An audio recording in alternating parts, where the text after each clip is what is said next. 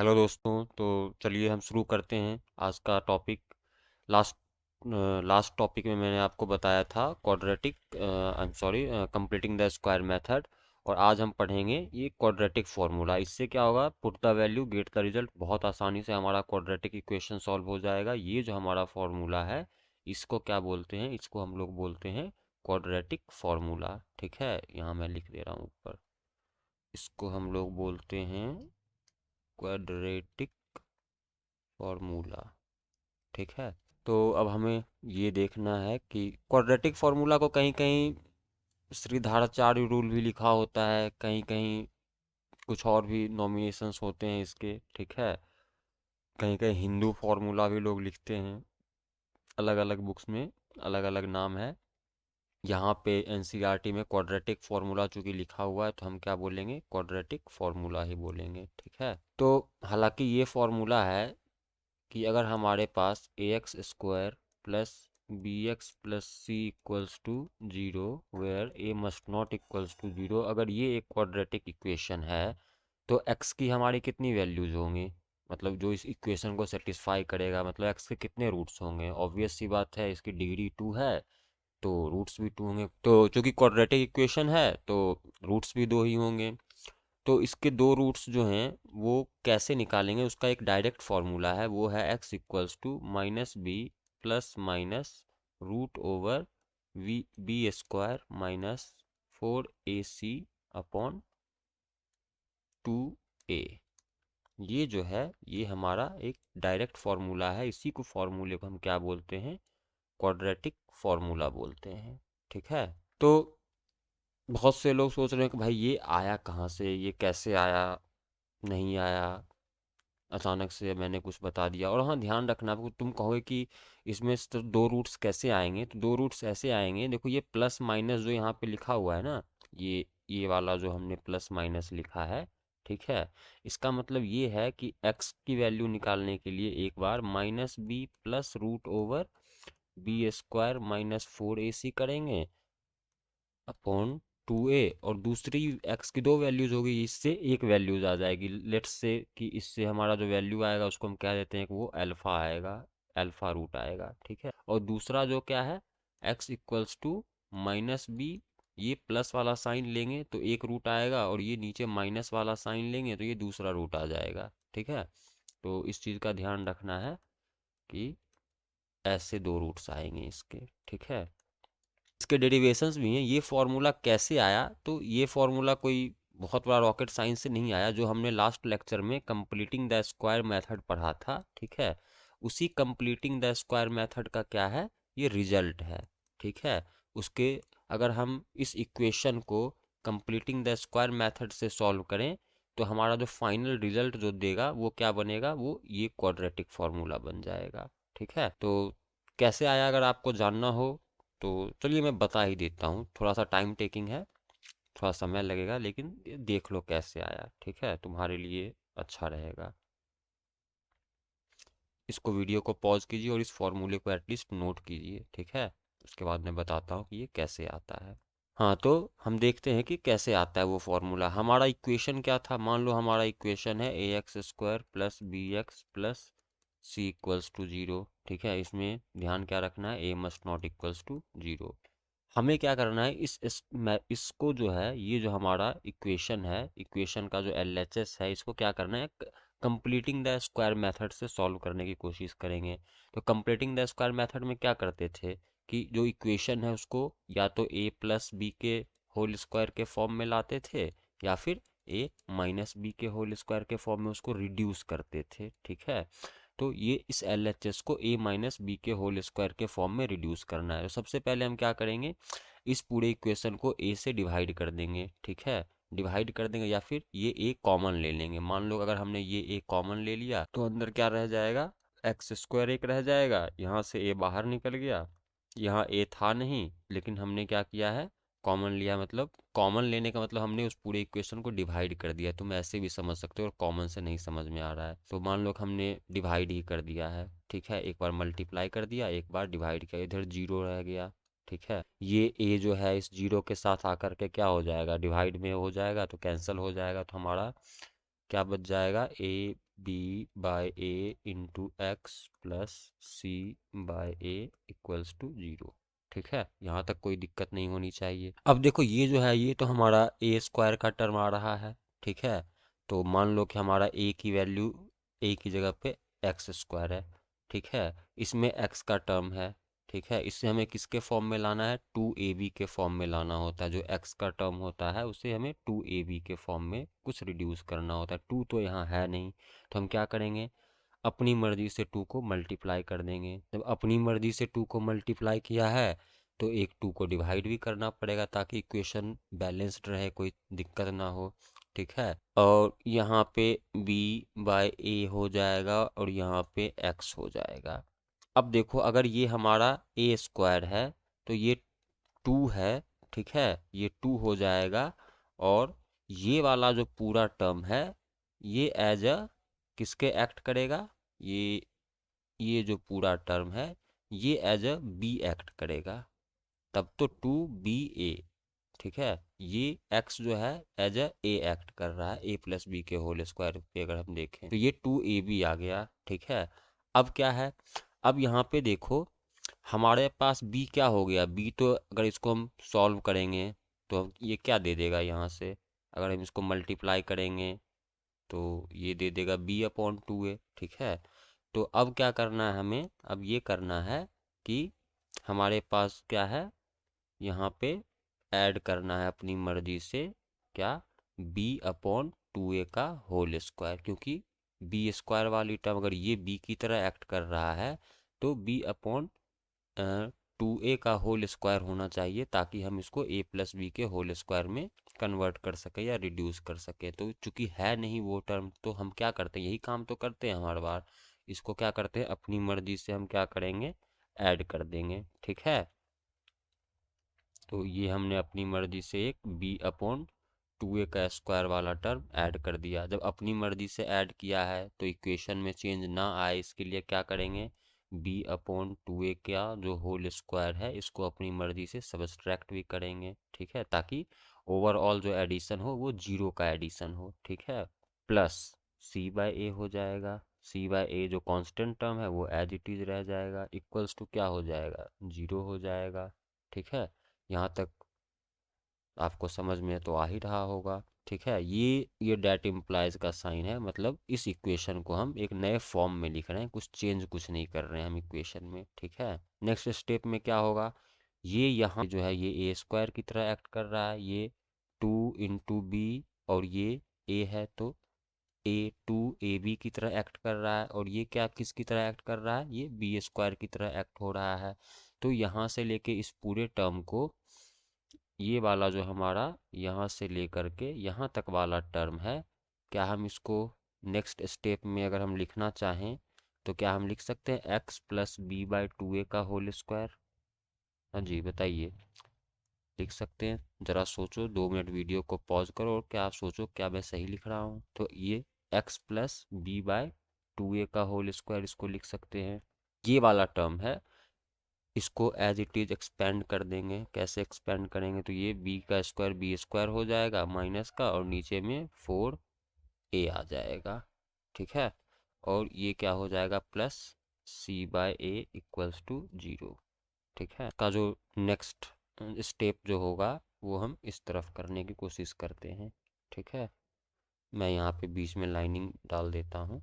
अब देखो एक तो हमारा a प्लस बी का होल स्क्वायर वाला जो हमारा कुछ टर्म था, a प्लस बी का होल स्क्वायर मतलब कंप्लीट स्क्वायर वाला, ये आ गया। अब बाकी टर्म को क्या करते थे, बाकी टर्म को हम ऐड करते थे और फिर उसका भी एक स्क्वायर लेने की कोशिश करते थे। ठीक है, तो बस वही काम यहाँ भी करेंगे। यहाँ पे ये वाला माइनस कॉमन ले लेंगे तो अंदर क्या रह जाएगा, b² / 4a, और ये प्लस वाला माइनस हो जाएगा। क्योंकि हमने माइनस बाहर कॉमन ले लिया है। ठीक है, माइनस कॉमन लेने से साइन चेंज हो जाता है। ठीक है, अब क्या करेंगे भैया, अब कुछ नहीं करेंगे, अब बस जैसे जैसे जो कैलकुलेशन है उसको कैलकुलेट करेंगे। यहाँ पे ध्यान रखना है, ये जो 2a का स्क्वायर जो होगा 4a स्क्वायर होगा। ठीक है, तो ये हर जगह स्क्वायर लगा लेना। ठीक है, कोई दिक्कत। उम्मीद तो कर रहा हूँ कि दिक्कत ना हो। इन दोनों का एलसीएम क्या हो जाएगा, 4a² हो जाएगा। ठीक है, समझ में आ रहा है, एलसीएम लेने आता है ना। हाँ, और ये क्या हो जाएगा, देखो 4a तो यहाँ मतलब 4a² नीचे भी है यहाँ भी है, तो यहाँ पे क्या बच जाएगा, एक b² बच जाएगा। और ये क्या रह जाएगा यहाँ पे, ये माइनस, ये कोई 4a, 4 यहाँ पे a है तो एक a हट जाएगा, यहाँ पे -4ac बच जाएगा। ये बिल्कुल आसान सा कैलकुलेशन है, जैसा आप एलसीएम में फ्रैक्शन का एडिशन या सब्सट्रैक्शन करते हैं, बिल्कुल वैसा ही मैं सिंपलीफाई कर रहा हूँ इसमें। ठीक है, बिल्कुल एडिशन, नॉर्मल एडिशन जो होता है फ्रैक्शन का, वो मैं कर रहा हूँ। ठीक है, नेक्स्ट स्टेप में क्या होगा, x + b/2a का होल स्क्वायर हो गया, और माइनस इसको क्या कहेंगे, b² - 4ac अपॉन, और इसको हम क्या कहते हैं, इसको क्या करते हैं, इस वाले टर्म को भी हम कंप्लीट स्क्वायर मतलब समथिंग a² - b² के फॉर्म में रिड्यूस करने के लिए, तो इस वाले टर्म को क्या हम ऐसे लिख सकते हैं, इसमें रूट लगा दिया और इसमें भी रूट लगा दिया, इसका रूट जो हो जाएगा न्यूमरेटर का पे भी का रूट जो हो जाएगा वो √(b² - 4ac होगा, और डिनोमिनेटर का रूट क्या हो जाएगा, 2a हो जाएगा, इज इक्वल्स टू क्या करते हैं 0। अब ये वापस a² - b² के, देखो याद करो जो मैंने कल लास्ट वाले लेक्चर में पढ़ाया था। अब ये वापस ये a² माइनस b² के टर्म में आ गया, a² - b² क्या होता है, a + b into a - b, बस इसको रिड्यूस कर देना है इस वाली इक्वेशन को। तो अगला स्टेप क्या होगा, ये वाला पूरा टर्म जो है ये a की तरह ट्रीट हो रहा है। ठीक है, तो x + b/2a, ठीक है, माइनस पहला में, या प्लस ले लो तुम, पहला में प्लस ले लो। ठीक है, प्लस √b² - 4ac/2a।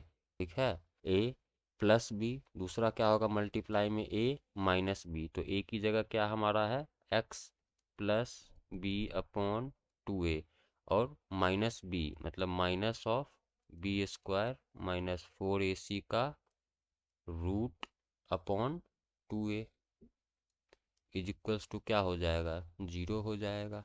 ठीक है, यहाँ तक वीडियो को पॉज करो और पहले नोट कर लो ये सारा। ठीक है, इसके बाद मैं नेक्स्ट बताता हूँ। अगले स्टेप में क्या करेंगे, अब अगले स्टेप में कुछ नहीं करेंगे, ये a इंटू बी मतलब दो नंबर का प्रोडक्ट अगर 0 हो, मतलब एटलीस्ट कोई एक नंबर तो 0 होगा ही होगा, मतलब इसका कहने का मतलब यही तो हम करते हैं, a = 0 या b = 0। अगर ये जो मैं कर रहा हूँ ये नहीं समझ में आ रहा है तो आपको वाले लेक्चर्स को देखने की ज़रूरत है, आप शुरू से लेक्चर्स, पॉलिनोमियल से लेक्चर देखना शुरू कीजिए, आपको बिल्कुल समझ में आ जाएगा। ठीक है, तो अब क्या करेंगे, अब यही करेंगे कि हमारे पास ये दो वैल्यूज हैं, तो ये या तो ये वाला टर्म 0 होगा, मतलब या तो x + b/2a + √b² - 4ac/2a, या तो ये 0 होगा, नहीं तो दूसरा क्या होगा, x = x + b, सेकेंड वाला टर्म लिख रहा हूँ, -√b² - 4ac/2a, या तो ये वैल्यू 0 होगी। ठीक है, अगर ये वैल्यू 0 होगी तो x को बस इस तरफ रहने दो, बाकी सब उस तरफ जाएंगे, तो ये उधर जाएगा तो -b/2a, और ये प्लस वाला माइनस माइनस √ ये जो हमारा b² - 4ac/2a है। ठीक है, और ये उधर जाएगा तो x = -b/2a, ये माइनस है, उधर गया तो प्लस बन गया, प्लस b² - 4ac का √/2a। अब फिर से क्या करेंगे, अब फिर से नॉर्मल एडिशन सब्सट्रैक्शन है, सिंप्लीफिकेशन है, इसमें नीचे में 2a एलसीएम में आ जाएगा, ऊपर -b -√b² - 4ac। ठीक है, और इधर x = -b/2a, और ये माइनस यहाँ पे प्लस है तो प्लस √b² - 4ac, बस आ गया, यही तो था हमारा क्वाड्रेटिक फार्मूला। इन दोनों को अगर एक साथ लिखना चाहेंगे तो कैसे लिखेंगे, यही तो था। इसको हम मान लो अल्फ़ा बोल दो, इसी को हमने बोला था, इसको अल्फ़ा बोला था और इसको क्या बोला था, बीटा बोला था। ये देखो इस फॉर्मूले में, ये वाला फॉर्मूला है ना, -b+√/b² -4ac/2a और x इक्वल्स टू, ये ड्राइव हो गया। कैसे हमने ड्राइव किया, कंप्लीटिंग द स्क्वायर मेथड लगाया। इन दोनों को अगर एक साथ लिखना हो तो बस लिखने का तरीका है एक साथ कि x इक्वल्स टू -b, एक जगह प्लस है एक जगह माइनस है तो हम ऐसे प्लस माइनस लिख देते हैं, ठीक है। और जब हम करते हैं तो अलग अलग ही लेकर के वैल्यूज़ निकालते हैं, ठीक है, अपॉन 2a। तो ये जो है, ये वाला फॉर्मूला हमारा क्या कहलाता है, ये वाला फॉर्मूले को हम क्या कहते हैं, क्वाड्रेटिक फॉर्मूला कहते हैं। सबको समझ में आ गया, कहीं कोई दिक्कत है नहीं ना? चलिए, बहुत अच्छी बात है। दिक्कत अगर नहीं है तो बहुत बढ़िया। अच्छा, यहाँ पे मैं एक चीज़ और बता देता हूँ, अभी ही बता देता हूँ कि ये जो हमारा फॉर्मूला है क्वाड्रेटिक फॉर्मूला, इसमें जो रूट ओवर, ये जो हमारा b² -4ac वाला जो टर्म है, इसको हम क्या बोलते हैं, इसको हम बोलते हैं डिस्क्रिमिनेंट, ठीक है। इसको हम कैपिटल D से रिप्रेजेंट करते हैं। यहाँ तक समझ में आ रहा हो? कोई दिक्कत? कोई अगर ऐसी प्रॉब्लम हो, कहीं कंसेप्चुअली नहीं समझ में आ रहा हो, तो वीडियो को पॉज कीजिए, रिमाइंड करके वापस देखिए। और ये जो मैंने डेरिवेशन कराया है ये नोट कर सकते हैं आप, आगे भी आपको काम आएगा, ठीक है। चलिए, अब हमें क्या करना है, अब इसको अप्लाई कैसे करना है वो देख लेते हैं। ये जो था फॉर्मूला कैसे निकाला, हालांकि निकालने के लिए कहीं पूछा नहीं जाएगा, फिर भी मैंने आपको बता दिया है, तो बहुत अच्छी बात है। इसको वीडियो को पॉज कीजिए और फॉर्मूला अगर समझ में आ गया हो तो उसको नोट डाउन कर लीजिए। अब इस पे कुछ क्वेश्चंस देख लेते हैं, क्वेश्चंस कैसे सॉल्व करते हैं, ठीक है। जैसे ये क्वेश्चन नंबर 11 देख लो, ठीक है। क्वेश्चन नंबर 11 क्या कह रहा है, find the two consecutive odd positive integers sum of whose squares is 290। कह रहा है कि दो कॉन्जिक्यूटिव ऑड पॉजिटिव इंटीजर निकालने हैं जिनके स्क्वायर का सम क्या है, 290 है। तो ये मिक्सअप ऑफ वर्ड प्रॉब्लम है, ठीक है। तो मान लो हमारा एक और नंबर पहला, अच्छा ये ध्यान रखना है कि किसी और नंबर में अगर हम 1 ऐड करते हैं तो वो इवन बनता है, क्योंकि सीरीज कैसा होता है हमारा, मान लो सीरीज अब हमारा है 2 से शुरू करते हैं, ये 2 एक इवन नंबर है, अगला नंबर क्या है, 3 है, 3 एक ऑड नंबर है, फिर अगला नंबर क्या है, 4, 4 एक अगेन इवन नंबर है, अगला नंबर 5 तो ऑड नंबर है। तो 3 और 5 का डिफरेंस कितना है, 2 है ना। 3 में से क्या ऐड करेंगे, तो 2 ऐड करेंगे तो 5 आएगा, 2 ऐड करेंगे, उसी तरह से अगर 5 में 2 ऐड करेंगे तो 7 आएगा, मतलब नेक्स्ट ऑड नंबर आ जाएगा। 6 तो इवन होता है, 7 ऑड होता है। उसी तरीके से फिर 7 है, उसमें 2 ऐड करेंगे तो क्या आ जाएगा, ऑड नंबर आ जाएगा, नेक्स्ट ऑड नंबर आ जाएगा, ठीक है, उसके अगले वाला ऑड नंबर आ जाएगा। तो इस चीज़ का ध्यान रखना है कि कॉन्जिक्यूटिव ऑड पॉजिटिव निकालना हो तो अगर पहला नंबर हमारा x है, ठीक है, x एक ऑड पॉजिटिव अगर नंबर है तो अगला इसके जस्ट बाद वाला जो ऑड पॉजिटिव नंबर होगा वो x+2 होगा। उसी तरीके से अगर x हमारा कोई एक इवन नंबर है तो उसके अगला वाला जो इवन नंबर होगा वो क्या होगा, x+2 होगा, ठीक है। ये ध्यान रखना है, क्योंकि नंबर का जो सीरीज जब चलता है तो एक ऑड होते हैं और एक इवन होता है। ऑड इवन पता है ना, और जो 2 से डिविजिबल नहीं हो और इवन जो 2 से डिविजिबल हो, ठीक है। तो चलिए सॉल्व करते हैं इस 11th नंबर क्वेश्चन को। क्या कह रहा है, find the two consecutive odd positive integers whose sum of whose squares is 290। मान लो कि हमारा जो नंबर है, जो हमें नंबर चाहिए odd positive number, let the required numbers be x. पहला मान लो कि एक्स है, तो दूसरा अगला और पॉजिटिव क्या होगा, क्या बताया था, मान लो एक और नंबर कोई एक्स है, उसमें 2 ऐड करने से नेक्स्ट हमारा और नंबर देगा, ठीक है।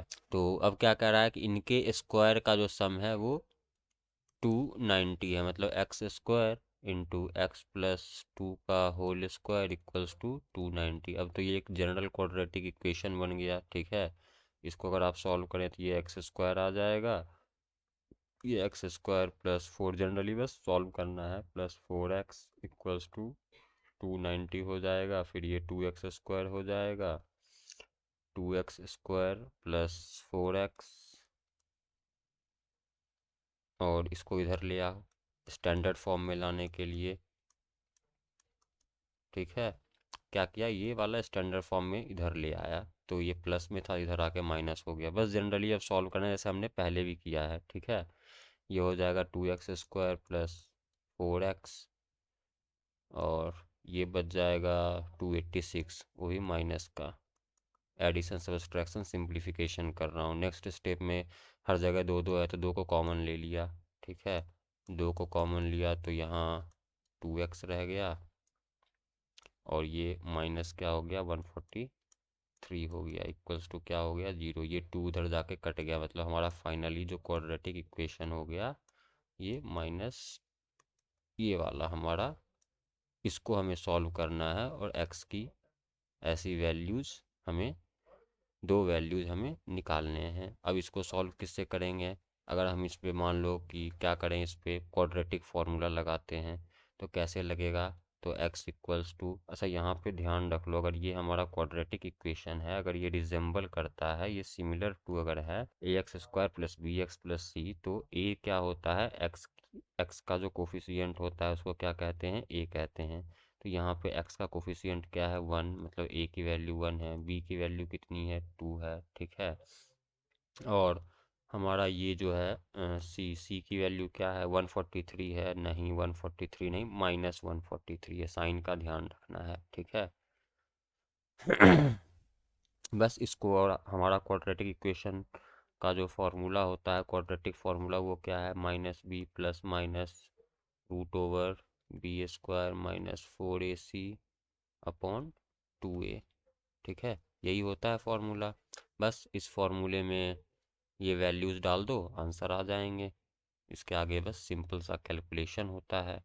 तुम चाहते हो कि अगर मैं डाल दूँ तो एक क्वेश्चन में मैं वैल्यूज़ डाल देता हूँ। मान लो b है तो माइनस बी की जगह 2 डालेंगे, प्लस माइनस का मतलब एक बार प्लस करेंगे एक बार माइनस करेंगे, बी स्क्वायर है मतलब 4 है, माइनस 4ac, 4 इंटू ए की वैल्यू क्या है देखो 1 है, और सी की वैल्यू क्या है माइनस 143 है, ठीक है। और अपॉन क्या हो जाएगा 2 इंटू ए, मतलब 2 इंटू 1। बस इसको सॉल्व करो। इसको कैसे सॉल्व करते हैं, तो इसको भैया x इक्वल्स टू ये तो -2 प्लस माइनस रूट ओवर 4, ये माइनस माइनस प्लस हो जाएगा, प्लस 4 को इससे मल्टीप्लाई कर दो, 4 इंटू 143 अपॉन 2, मतलब x की वैल्यू। अब मैं ये पूरा कैलकुलेशन तो नहीं करूँगा, ये खुद ही कर लेना तुम लोग, ठीक है। एक बार प्लस के साथ लेंगे, ये 4 प्लस 4 इंटू 143 अपॉन 2, और दूसरा वैल्यू क्या हो जाएगा x equals to -2 plus minus root over 4 minus 4 into 4 plus 4 into 143 upon 2। Solve कर लो, आंसर आ जाएगा, ठीक है। इसको सिंप्लीफाई करना अब आपका काम है। यहाँ से एक वैल्यू आएगी, यहाँ से दूसरी वैल्यू आएगी। चलो ठीक है, यहाँ तक ये यहाँ पे किया हुआ है, देख लो ये सॉल्यूशन। 11 और 13 दो वैल्यूज़ आ गई। हाँ, यहाँ पे ये ध्यान रखना है कि एक वैल्यू माइनस का आएगा, लेकिन हमें आंसर में क्या चाहिए, एक्स क्या होना चाहिए। आंसर क्वेश्चन क्या कह रहा है कि x must be odd positive, odd होना चाहिए और पॉजिटिव होना चाहिए। तो माइनस वाला वैल्यू को डिस्कार्ड कर देंगे, हेंस माइनस वैल्यू जो आएगी आंसर में, जो माइनस वाला वैल्यू आएगा वो क्या हो जाएगा, डिस्कार्डेड आ जाएगा, ठीक है। ये लिखा हुआ है, but x is given to be an odd positive integer, therefore x कभी नेगेटिव हो ही नहीं सकता। तो एक्स की जो वैल्यू माइनस वाली आई है उसको हम डिस्कार्ड कर देंगे, हटा देंगे और सिर्फ प्लस वाली वैल्यू को हम लेंगे। तो x इक्वल्स टू 11 लेंगे। मान लो x अगर 11 है तो इसका अगला और पॉजिटिव नेक्स्ट वाला हमारा नंबर क्या था, हमारा रिक्वायर्ड नंबर एक x था, एक x प्लस 2 था, मतलब एक 11 होगा तो दूसरा क्या हो जाएगा, दूसरा 13 हो जाएगा। समझ में आ गया आप लोगों को? चलिए फिर क्वेश्चन को सॉल्व करने की कोशिश कीजिए। चलिए ये नेक्स्ट एग्जांपल हम देख लेते हैं। नेक्स्ट एग्जांपल हमारा ये वाला है। ये कह रहा है कि rectangular park is to be designed whose breadth is 3 metre less than its length. कह रहा है कि एक रेक्टेंगुलर पार्क हम बनना चाहिए जिसका जो ब्रेथ जो होनी चाहिए, चौड़ाई जो होनी चाहिए, वो कितनी होनी चाहिए, 3 metre less than its length, जो लेंथ है उससे 3 मीटर कम होना चाहिए। Its area its area is to be 4 square metre, जिसका एरिया क्या होना चाहिए, 4 स्क्वायर मीटर होना चाहिए।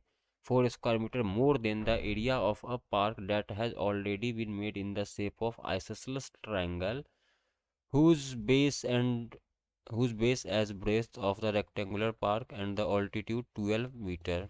देखो क्या कह रहा है कि हमारा एक रेक्टेंगुलर पार्क बनना चाहिए।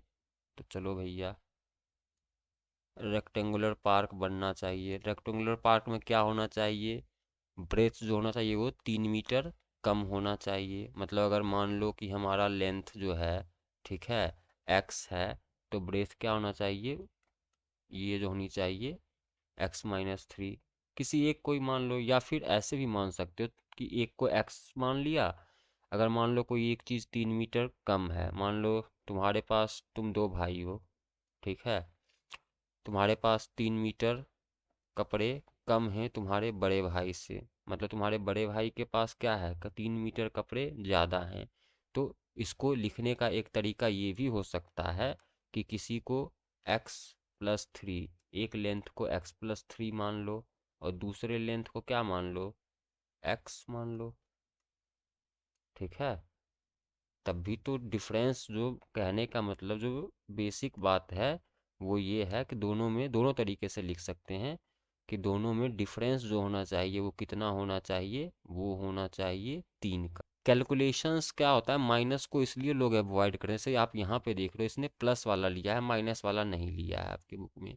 तो माइनस को जनरल, अगर आप प्लस वाला भी, सॉरी माइनस वाला भी लेते हो तो भी कोई दिक्कत नहीं है, ठीक है। कैलकुलेशन में क्या होता है कभी कभी कि जो हमारा माइनस वाला जो टर्म होता है उसमें थोड़ा सा कैलकुलेशन कभी टफ बन सकता है, ठीक है, लेकिन एडिशन वाला चलो चलता रहता है।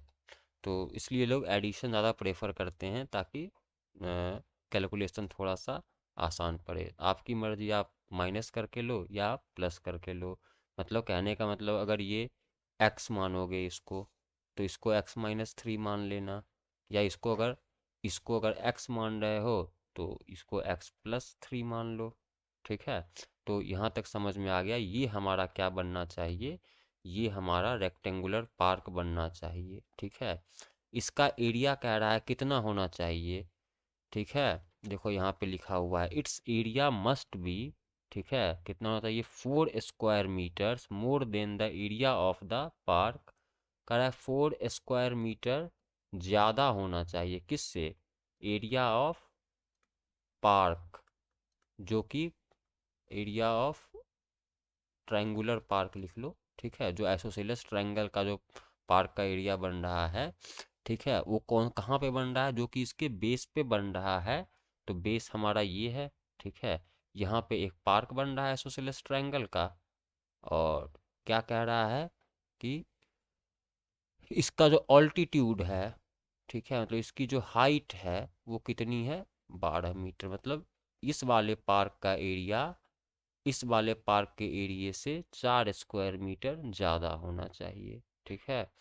तो मान लो कि एरिया ऑफ आइसोसेलेस ट्रायंगल क्या होगा, एरिया ऑफ, देखो ये बेस है, ये इसी के बेस पे बना हुआ है, half into base into height, height कितना है 12, हाफ ये 6x होगा, ठीक है, कोई दिक्कत नहीं। अब क्या कह रहा है कि ये कह रहा है कि एरिया ऑफ ये जो हमारा रेक्टेंगुलर पार्क बन रहा है ये क्या होना चाहिए, 4 स्क्वायर मीटर, 4 मीटर स्क्वायर ज़्यादा होना चाहिए। यूनिट हम बाद में कर सकते हैं, ठीक है, अभी तो हम बस नंबर्स पे देखते हैं। 4 ज़्यादा होना चाहिए, 4 स्क्वायर मीटर ज़्यादा होना चाहिए किससे?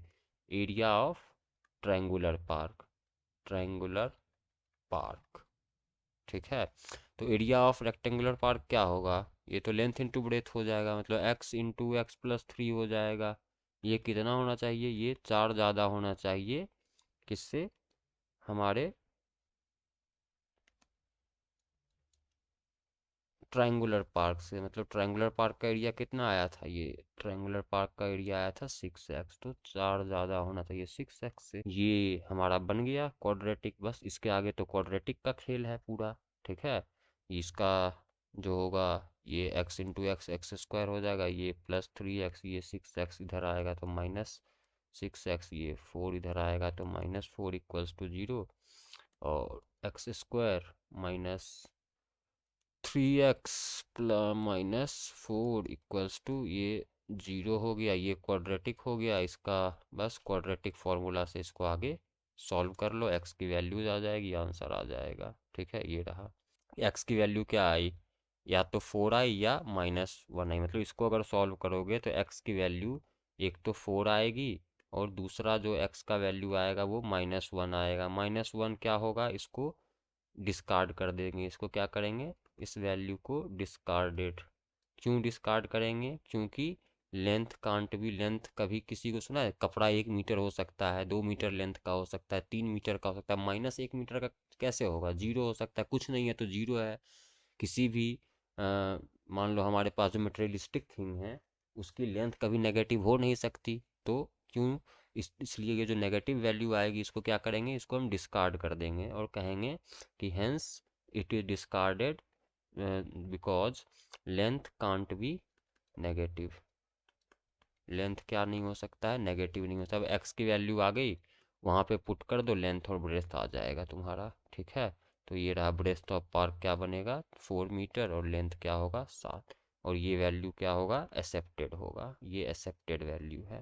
समझ में आ रहा है तो अच्छी बात है, नहीं आ रहा है तो कहीं कोई डाउट है तो नीचे कमेंट बॉक्स में आप कमेंट कर सकते हैं, ठीक है। क्वेश्चंस को सॉल्व कीजिए।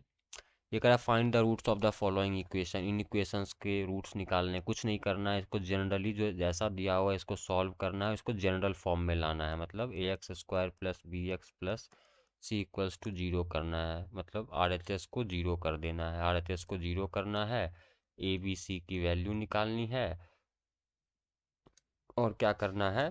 क्वाड्रेटिक फार्मूले में पुट कर देना है, ठीक है। क्वाड्रेटिक फार्मूला में पुट करके सिंप्लीफाई कर लेंगे, वैल्यू हमारी आ जाएगी, ठीक है। देखो ये रहा, ये किया, ठीक है। तो अब इसमें बताने लायक तो कुछ खास है नहीं। चलो एक ये मोटर बोट का क्वेश्चन है, ये मैं आपको लैंग्वेज वाला है, मैं बता देता हूँ। क्या कह रहा है कि ये एग्जाम्पल नंबर 15 देखिए। मैं हर क्वेश्चन को सिंप्लीफाई करके आपको समझा दूंगा कि ऐसे बनेगा, आप घर पे कैलकुलेशन खुद करेंगे। मैं कैलकुलेशन करूंगा तो फिर वीडियो बहुत लंबा बनेगा, टाइम टेकिंग हो जाएगा, और कोई फ़ायदा भी नहीं होगा, क्योंकि एटलीस्ट आप खुद से कैलकुलेशन करेंगे तब तो एग्ज़ाम में कर पाएंगे ना, है ना। तो कैलकुलेशन की प्रैक्टिस करो। कंसेप्ट मैं बता दे रहा हूँ, क्वेश्चंस कैसे बनेगा ये मैं बता रहा हूँ। कहीं कंसेप्चुअली कोई दिक्कत हो तो आप मुझे कमेंट बॉक्स में लिखिए।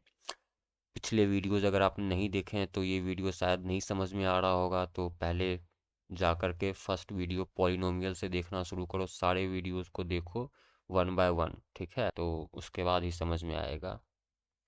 ये क्या लिखा हुआ है? चलो यहाँ इस क्वेश्चन पे आते हैं। ये कह रहा है कि a motor boat whose speed is 18 km/h in still water. कह रहा है एक मोटर बोट है जिसकी स्पीड क्या है? 18 किलोमीटर प्रति घंटा, 18 km/h स्टिल वाटर में। मतलब पानी अगर ठहरा हुआ है तो मोटर बोट का स्पीड क्या हो जाएगा?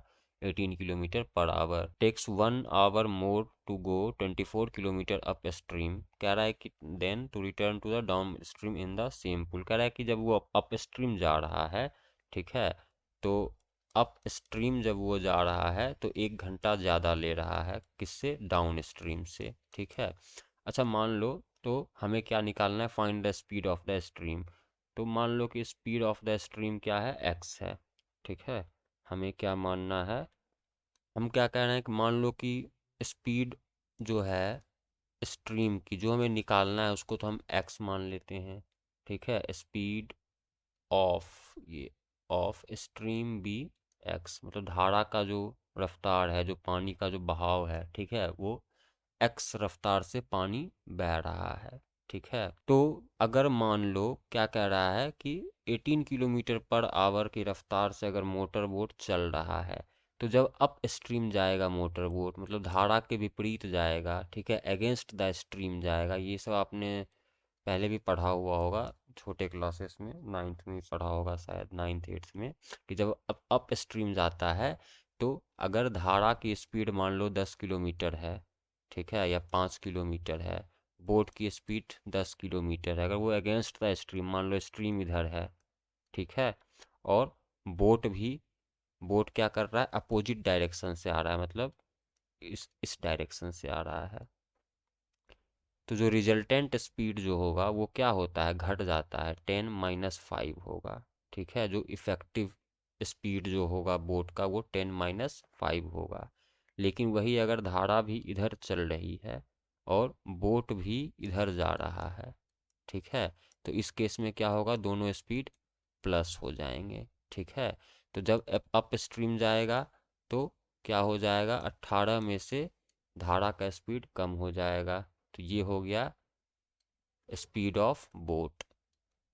ठीक है, जब डाउन स्ट्रीम जाएगा तो 18 + x, धारा का जो बहाव है वो भी ऐड होगा, ये सब आपने पहले के क्लास में पढ़ रखा है। स्पीड ऑफ बोट क्या हो जाएगी, 18 + x हो जाएगी डाउन स्ट्रीम में। ठीक है, और 18 - x होगा अप स्ट्रीम में। ये ध्यान रखना, अप स्ट्रीम में स्पीड, जो धारा का स्पीड है, जो वेव का स्पीड है, वो कम हो जाएगा, इस जो हमारा स्ट्रीम का जो स्पीड है वो कम हो जाएगा, सॉरी घट जाएगा। और जब डाउन स्ट्रीम बोट जाएगी तो उसमें जो हमारा स्ट्रीम का जो स्पीड है वो बोट के स्पीड में ऐड हो जाएगा। ठीक है, अब टाइम क्या होता है, टाइम होता है डिस्टेंस अपॉन स्पीड। ठीक है, तो मान लो हमें 24 किलोमीटर, देखो डिस्टेंस कितना कवर करना है, 24 किलोमीटर। ठीक है, तो जब अप स्ट्रीम जाएंगे, तो जब हम अप स्ट्रीम जाएंगे तो डिस टाइम क्या लगेगा, टाइम को मान लो t1। ठीक है, अप स्ट्रीम जाने में 24 किलोमीटर डिस्टेंस ट्रेवल, तो डिस्टेंस कितना है, 24 किलोमीटर। अप स्ट्रीम का स्पीड क्या होगा, डिस्टेंस अपॉन स्पीड होता है, तो 18 - x। जब हम डाउन स्ट्रीम जाएंगे तो टाइम t2 कितना होगा, डिस्टेंस तो उतना ही कवर करना है लेकिन स्पीड चेंज हो गया, स्पीड क्या हो जाएगा, 18 + x हो जाएगा। ठीक है, यहाँ तक कोई दिक्कत है नहीं, बिल्कुल। तो अब देखो क्या कह रहा है क्वेश्चन में, क्वेश्चन में कह रहा है कि जब वो अप स्ट्रीम जा रहा है तो 1 घंटा ज़्यादा ले रहा है, अप स्ट्रीम में टाइम ज़्यादा लग रहा है, मतलब अगर अप स्ट्रीम जा रहा है, t1 क्या है, t1 t2 से 1 घंटा ज़्यादा है ना, समझ में आ रहा है ना, यही तो कह रहा है क्वेश्चन में, ध्यान से पढ़ो इसको, क्या कह रहा है, takes 1 hour more to go upstream, जब अप स्ट्रीम जाएगा तो अप स्ट्रीम का टाइम कितना है, देखो अप स्ट्रीम का टाइम t1 है। ठीक है, इसमें अगर 1 घंटा ऐड करेंगे तो क्या आ जाएगा, ये वाला आ जाएगा, मतलब दोनों का डिफरेंस कितना है, मतलब कहने का मतलब t1 - t2, अगर ये इधर आ जाए ये 1 है। ठीक है, अगर t1 - t2 1 है तो बस t1 की वैल्यू क्या है, 20, यहाँ पे वैल्यूज पुट कर दो, 24/18 - x। ठीक है, और यहाँ पे -24/18 + x इज इक्वल्स टू क्या हो जाएगा, 1 हो जाएगा। सॉल्व कर लो, दोनों का एलसीएम ले लो, दोनों का एलसीएम क्या होगा, 18 - x, जब एलसीएम निकालना मुश्किल हो तो दोनों को ऐड कर दो। ठीक है, ये इसके साथ ऐड हो जाएगा, ये इसके साथ ऐड हो जाएगा। ठीक है ना, चाहो तो तुम 24 कॉमन भी ले सकते हो, तो 24 को कॉमन ले लो, और यहाँ क्या रह जाएगा, 24 अगर कॉमन आ गया तो यहाँ पे 18 + x हो जाएगा, और यहाँ पे -18 + एक्स हो जाएगा। ये 18 कट जाएगा, ये 2x बच जाएगा। 2x को 24 से मल्टीप्लाई करोगे इज इक्वल्स टू 1 हो गया। ये 24, ये कैलकुलेशन तो सबको करने आता ही होगा, कर लेना कैलकुलेशन अब तो।